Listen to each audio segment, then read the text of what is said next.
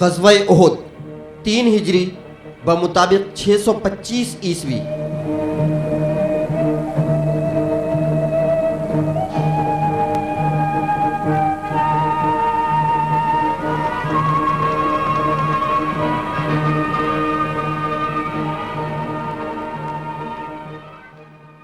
جنگ بدر کے بعد اہل مکہ انتقام کی آگ میں جل رہے تھے۔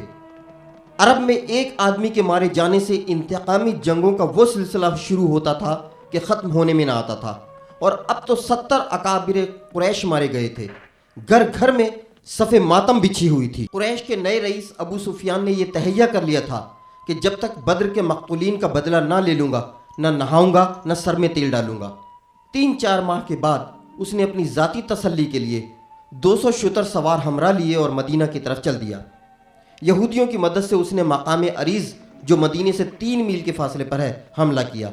کچھ مکانوں، گھاس کے انبار اور کھجور کے پیڑوں کو آگ لگا دی اور اس طرح اپنی منت پوری کر کے واپس چلا گیا۔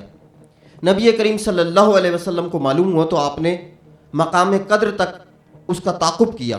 جب ابو سفیان کو حضور صلی اللہ علیہ وسلم کے آنے کی اطلاع ملی تو بھاگ کھڑا ہوا، اور اس خیال سے کہ کہیں وہ مسلمانوں کے ہتھے نہ چڑھ جائے، وہ اپنا بوجھ ہلکا کرنے کے لیے ستو کے بورے جو اپنے ساتھ لایا تھا راہ میں پھینکتا چلا گیا۔ اسی وجہ سے اس کو غزوہ سویق بھی کہتے ہیں۔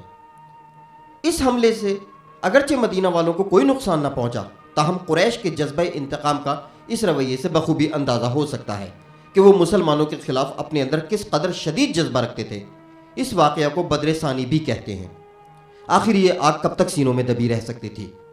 ابو جہل کا بیٹا اکرمہ اور قریش کے کچھ اور سردار جن کے عزیز بدر میں مارے گئے تھے، ابو سفیان کے پاس گئے اور یہ تجویز پیش کی کہ کاروان تجارت کا جو مشترکہ نفع موجود ہے وہ مسلمانوں کے خلاف انتقامی جنگ پر خرچ کیا جائے۔ اس پر اتفاق ہوا اور زور شور سے جنگی تیاریاں شروع ہو گئیں۔ عمر و حجمی اور صافی 2 مشہور شاعروں نے اپنی آتش بیانی سے قبائل عرب کو بھڑکایا۔ علاوہ ازیں معزز گھرانوں کی عورتیں بھی فوج کے ساتھ چلیں تاکہ ان کی موجودگی سے مردوں کا اشتعال بڑھے اور وہ پیٹھ نہ پھیریں۔ حضرت صلی اللہ علیہ وسلم کے چچا حضرت عباس رضی اللہ عنہ مکہ میں ہی تھے اور اگرچہ ابھی تک اسلام نہیں لائے تھے، تاہم انہوں نے قریش کی تیاریوں کا حال لکھ کر بصورت تمام ایک قاصد کے ذریعے حضور صلی اللہ علیہ وسلم کی خدمت میں روانہ کر دیا۔ جب قریش کے لشکر کی اطلاع ملی تو آپ نے معتبر اشخاص کو بلا کر خبر لانے کے لیے بھیجا۔ معلوم ہوا کہ قریش کا لشکر مدینہ کے قریب آ رہا ہے۔ اس پر حضور صلی اللہ علیہ وسلم نے صحابہ کو بلا کر مشورہ کیا۔ اکثریت اس کے حق میں تھی کہ شہر سے باہر نہ جایا جائے اور مدینہ میں محصور ہو کر دشمن کا مقابلہ کیا جائے۔ منافقوں کا سردار عبداللہ بن ابی بھی اسی تجویز کا حامی تھا، لیکن بہت سے مسلمان نوجوان جو بدر میں شریک نہ ہو سکے تھے اور جہاد فی سبیل اللہ کا ثواب حاصل کرنے کے لیے بے چین تھے۔ علاوہ ازیں کفار کے لشکر نے نہایت بے دردی سے مسلمانوں کے باغوں اور ہرے بھرے کھیتوں کو برباد کیا تھا۔ نوجوان گھر بیٹھے یہ تماشا دیکھ نہیں سکتے تھے۔ وہ چاہتے تھے کہ میدان جنگ میں جاں بکف ہو کر دشمن کو بدر کی سی شکست پھر دیں۔ حضور صلی اللہ علیہ وسلم نے ان کا اصرار دیکھ کر زرہ پہن لی اور 1000 صحابہ کو ساتھ لے کر مقابلے کے لیے نکل آئے۔ عبداللہ بن ابی نے جب دیکھا کہ اس کی رائے پر عمل نہیں ہوا تو اپنے 300 ہمراہیوں کو لے کر راہی سے واپس چلا گیا۔ مسلمانوں کی جمعیت اب صرف 700 رہ گئی۔ مسلمانوں نے احد کے پہاڑ کو پس پشت رکھ کر صفیں باندھی۔ عقب میں پہاڑ کا ایک در کھلا ہوا تھا جہاں سے دشمن کے حملے کا خطرہ تھا۔ حضرت صلی اللہ علیہ وسلم نے 50 تیر اندازوں کا دستہ عبداللہ بن جبیر کی سرکردگی میں وہاں مقرر کر کے حکم دیا کہ لڑائی کا جو بھی رنگ ہو وہ اپنی جگہ سے نہ ہلے۔ کفار کی تعداد 3000 کے قریب تھی۔ بدر کے تجربے سے فائدہ اٹھا کر انہوں نے اس دفعہ خوب سفارائی کی۔ مسلمانوں نے باوجود 1/4 سے بھی کم ہونے کے اس قدر بے باکی اور جرأت سے حملہ کیا کہ دشمنوں کے پاؤں کھڑ گئے۔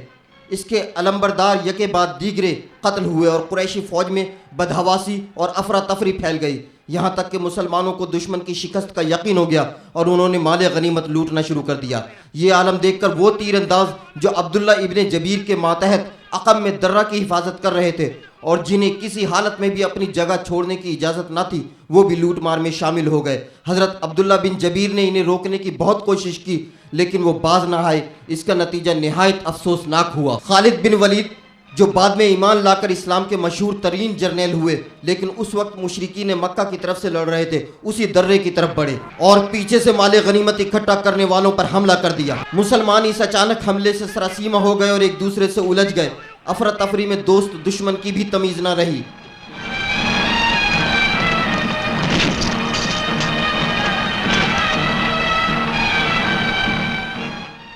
حضرت مصعب رضی اللہ عنہ کچھ حضور صلی اللہ علیہ وسلم کے ہم شکل تھے۔ ان کے شہید ہو جانے سے کافروں نے یہ خبر اڑا دی کہ حضرت صلی اللہ علیہ وسلم بھی شہید ہو گئے۔ اس سے بڑے بڑے ثابت قدموں کی ہمت ٹوٹ گئی۔ عین اس حالت میں جانثاروں نے حضور صلی اللہ علیہ وسلم کو ڈھونڈ لیا اور خود سپر بن کر دشمن کے وار روکے۔ کئی ایک کو کاری زخم لگے۔ حضرت طلحہ کا وار روکتے ہوئے ہاتھ کٹ گیا۔ 6 فدائیوں نے آپ کو بچاتے بچاتے اپنی جانیں دے دیں۔ پھر بھی ایک کافر کے پتھر سے حضور کا داہنا دانت شہید ہو گیا۔ ایک اور نابکار کے وار سے خود کے 2 حلقے دھنس جانے سے رخسار مبارک پر زخم آیا۔ جب یہ طوفان کم ہوا تو حضرت صلی اللہ علیہ وسلم پہاڑ پر چڑھ گئے اور صحابیوں نے پتھر مار مار کر دشمنوں کو دھکیل دیا۔ اگرچہ مسلمانوں کو اس جنگ میں بہت نقصان اٹھانا پڑا، تاہم مشرکین نے اس افراتفری کو ہی اپنی فتح سمجھا اور واپس چل دیے۔ اس معرکے میں انہوں نے مسلمان شہداء کی لاشوں کی سخت بے حرمتی کی۔ سید الشہداء حضرت امیر حمزہ رضی اللہ عنہ کی لاش کے بری طرح ٹکڑے کیے۔ مسلمان مدینہ کو لوٹ گئے، لیکن حضور صلی اللہ علیہ وسلم کو اندیشہ تھا کہ کفار راستے میں سے پھر نہ پلٹ آئیں، اس لیے اگلے دن شریکان احد کی ایک جماعت کو لے کر پھر نکلے اور 8 میل دور حمراء الاسد کے مقام تک دشمنوں کے پیچھے گئے۔ آپ کا اندیشہ صحیح تھا۔ ابو سفیان کو روحا کے مقام پر پہنچ کر خیال آیا کہ مسلمانوں کو پوری طرح سے نیست و نابود کرنا چاہیے تھا۔ اپنے عمرہ سے واپس جانے کے بارے میں مشورہ کیا، لیکن خزا کے ایک رئیس نے بتایا کہ مسلمان پورے ساز و سامان سے پیچھے آ رہے ہیں۔ ادھر اسلامی جماعت نے حضرت صلی اللہ علیہ وسلم کے ارشاد پر متعدد جگہ آگ روشن کر رکھی تھی، جس کے بلند شعلوں سے لشکر اسلام کی موجودگی اور کثرت و عظمت کا اندازہ ہوتا تھا۔ الغرض ابو سفیان اپنے ناپاک ارادے سے باز رہا اور مکہ واپس چلا گیا۔ مشرکین کے اس طرح مڑ جانے اور مسلمانوں کے تعاقب کرنے سے یہ سوال پیدا ہوتا ہے کہ آیا جنگ احد واقعی مسلمانوں کی شکست تھی؟ اس میں شک نہیں کہ مسلمانوں کا نقصان مقابلتاً بہت زیادہ ہوا۔ ان کے 70 آدمی شہید ہوئے اور کفار کے مقتول 20-22 تھے۔ لیکن اگر یہ دیکھا جائے کہ لشکر کفار کی تعداد 3000 کے قریب تھی اور اس کے مقابلے میں مسلمان جانباز 700 سے بھی کم، تو یہ کم حیرانگی کی بات نہیں کہ انہوں نے ثابت قدمی اور دلیری سے کثیر التعداد مسلح و آراستہ دشمن کے دانت کھٹے کر دیے اور وہ بغیر مدینہ کو چھوئے اس طرح پلٹے کہ مڑ کر آنے کی جرت نہ ہوئی۔ اگر یہ فی الواقعہ شکست ہوتی تو مسلمان دوبارہ سر نہ اٹھا سکتے اور کفار اپنی قوت و غلبے سے مدینہ کو تہو بالا کر دیتے۔ اس لحاظ سے یہ جنگ فیصلہ کن ثابت ہوئی اور طرفین برابر رہے، بلکہ مسلمانوں نے پیچھا کر کے فتح کا رنگ قائم کر دیا۔ غزوہ احد سے مسلمانوں کے دبدبے کو اتنا ذوق ضرور پہنچا کہ عرب قبائل جو فتح بدر کے بعد مروب ہو کر خاموش ہو گئے تھے، اب پھر سر اٹھانے لگے اور آئندہ جنگ میں مسلمانوں کے خلاف کفار کے مددگار بنے۔